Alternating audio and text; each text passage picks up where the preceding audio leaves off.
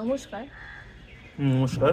অটিজমে অনেক ক্ষেত্রেই আমরা শুনি আজকাল একটা নতুন মেথড অফ ট্রিটমেন্ট বেরিয়েছে, স্টেম সেল থেরাপি।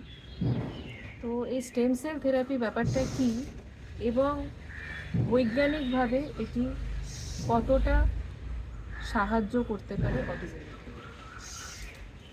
ধন্যবাদ ডক্টর গার্গী এই গুরুত্বপূর্ণ টপিকটা তুলে ধরার জন্য।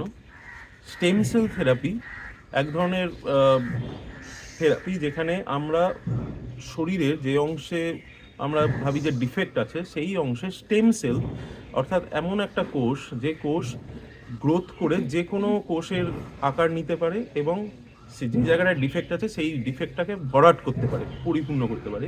সেই রকম স্টেম সেল দিয়ে থেরাপি করার কথা বা রিসার্চ চলছে, সেটা এসছে এখন মার্কেটে। তো অটিজমে আমরা দেখি যে ব্রেনের গ্রোথ হচ্ছে না। অ্যাকচুয়ালি আমরা জানি না কেন অটিজম হয় এখনো পর্যন্ত। ব্রেনের গ্রোথ হচ্ছে না তাও নয়, অনেক সময় দেখা যায় যে ব্রেনটা একটু বেশিই বড়। তো তাও যাই হোক, যেহেতু ব্রেনটা ঠিকঠাক ডেভেলপ হচ্ছে না, তো আমরা স্টেম সেল থেরাপি দিতে পারি, এরকম একটা এখন মতবাদ আসছে। তো এখন রিসার্চ বা এভিডেন্স কি বলছে? এভিডেন্স এটাই বলছে যে স্টেম সেল থেরাপি অটিজমে কোনো বিশেষ লাভ করিয়েছে কোনো প্রমাণ নেই। এক।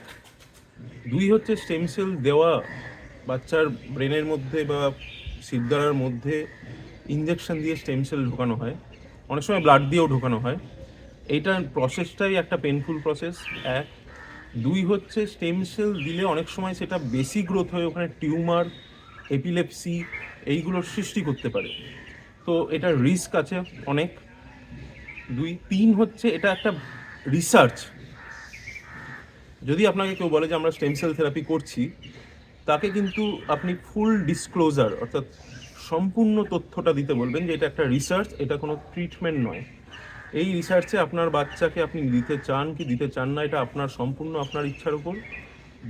আমাদের ICMR, Indian council of medical research guideline স্পষ্ট বলেছে, যেহেতু এটা রিসার্চ সেহেতু এটা সম্পূর্ণ নিঃশুল্ক, মানে ফ্রিলি করতে হবে, কোনো চার্জ আপনাকে করতে পারবে না।